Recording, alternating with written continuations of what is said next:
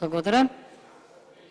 За евроинтеграцијските процеси ќе зборувам како професор со јазикот на експерт. Пратеник сте тука. Престанете, ви велам. Ама овде сте пратеник. Чајте се дали, запрашајте се еднаш дали лидерот на ИРА може да биде спикер во британскиот парламент. Ве молам. Никогаш. Да продолжам или на ета, на кортезот шпански, запрашајте се сите. Или само политичкото крило, ама ве молам да ми дадете збор и да не ми тече времето. Значи за идентитетот се разбира дека ќе зборувам како ќерка на партизан со 3 ордени за храброст и неполни 20 години. Не можам да го заборавам тоа.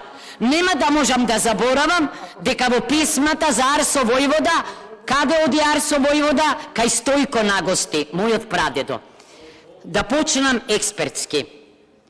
Прво, не сум догматичар и немам фаталистички однос кон ЕУ, затоа што премногу ми значи, зашто се уште нема поприсутно место за живење и натамо води нашиот пат. Меѓутоа, кога велам немам фаталистички однос, стално ги слушам зборовите на професорот Џон Лаклин, ама и на Мирела Богдани, кои во евроинтеграцијата на Албанија велат дека обично фрустрираните политичари го зборуваат она што странците сакаат да го чујат. Јас тоа нема да го правам. Многу ми се бендисува мислата на професорот Вајлер од Харвард, кога вели евромандаринскиот однос не е добар однос. Тој не смее да се сведува на молчи случаи прави, туку треба да биде соработка. Не се брани кредибилитетот на ЕУ, господа, овде со знамиња, те на Македонија, те на ЕУ, еве ги зад нас. Партал го сторивте европското знаве во Комисијата за европски прашања, злоупотребувајќи го за по најскратена можна постапка да испринтате закони, фабрика за хартија сте. Значи, критички однос ќе застапам. Еве зошто.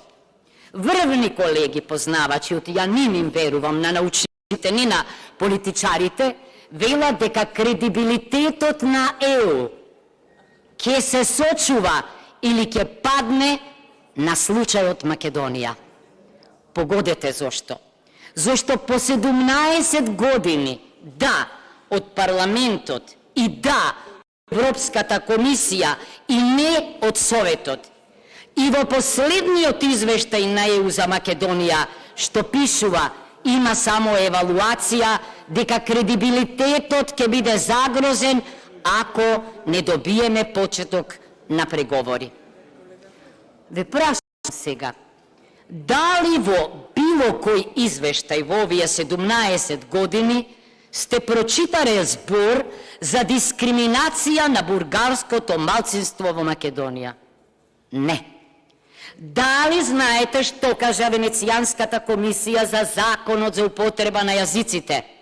Дека е далеку над европските стандарди. Интересна работа.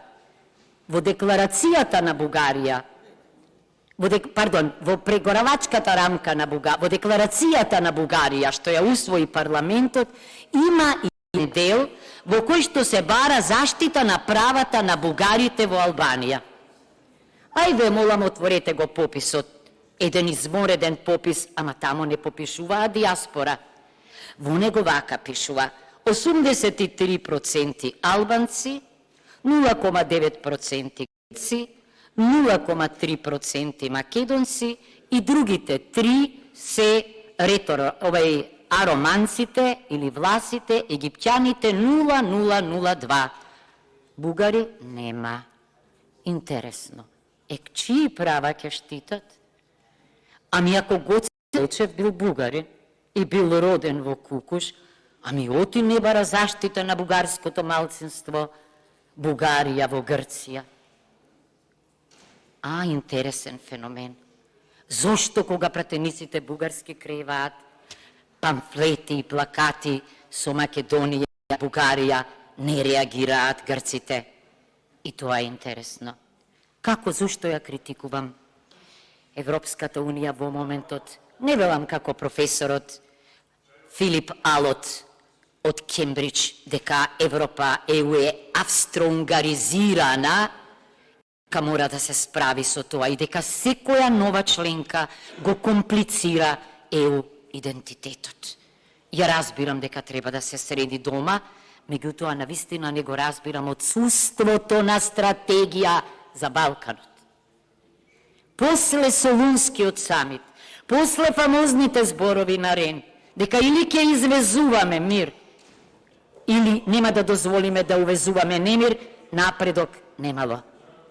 Примерот што го даваат моите колеги со Црнагора. Црнагора нема проблеми како ние. Меѓутоа, речиси 10 години преговара. И замислете, среде игра, сте чулели среде фудбалска игра, среде кошаркарска игра, да се менуваат правилата? Јас не сум чула.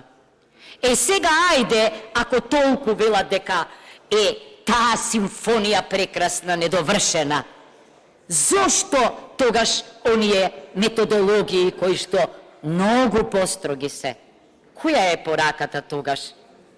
Побрзо да влеземе или да чекаме уште 20 години?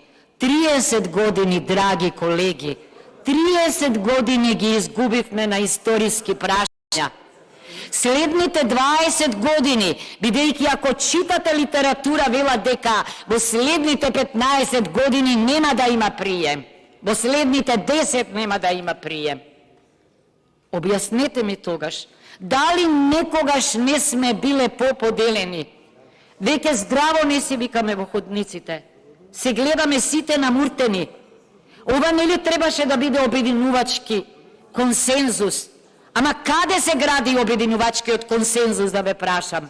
Вас, министре Османи, во Комисијата за европски прашања, во Комисијата за надворешни работи, во Националниот комитет. Ги проучувам заради вокацијата сите евроинтеграцијски процеси. Што велат тие? Дека во рамката градењето, протоколите или што? По не знам колку пати владата доаѓала ара мислење или да предлага решенија, дека во Црнагора ниту еден предлог на парламентот не бил одбиен. Па дали знаете дека Лисабонскиот договор се вика договор за парламентите? Зошто? Заради клучната улога на парламентите. Сите бевме сведоци на расправата со шведската делегација, кога не прашаа на кој начин учествувате во решавањето на спорот со Бугарија. Јас одговорив на никаков начин. Интересна работа. Спорот на Албанија со Грција со право го упатуваат на суд.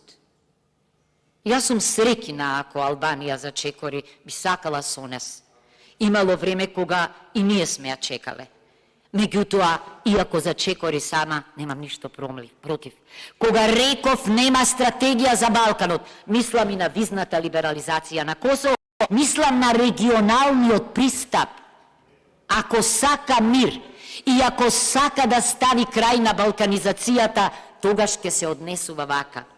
Значи, ги упати Словенија и Хрватска на суд, со право Албанија и Грција на суд. Ама видете, судот од Сразбур донесе 14 пресуди против Бугарија. Ама сега замислете, наместега од нас бараат да овозможиме недискриминација, иако ја нема дискриминацијата. Бугарите и во моментот се споменати во нашата преамбула под зборот други. Не е точно дека не се заштитени. Сега јас да ве прашам сите, дали во спогодбата бугарската со Македонија се бара внесување на бугарите во уставот? Не. Дали кога не признаваа поставуваа ваков услов? Не. Дали во 99-та година поставуваа ваков услов? Не.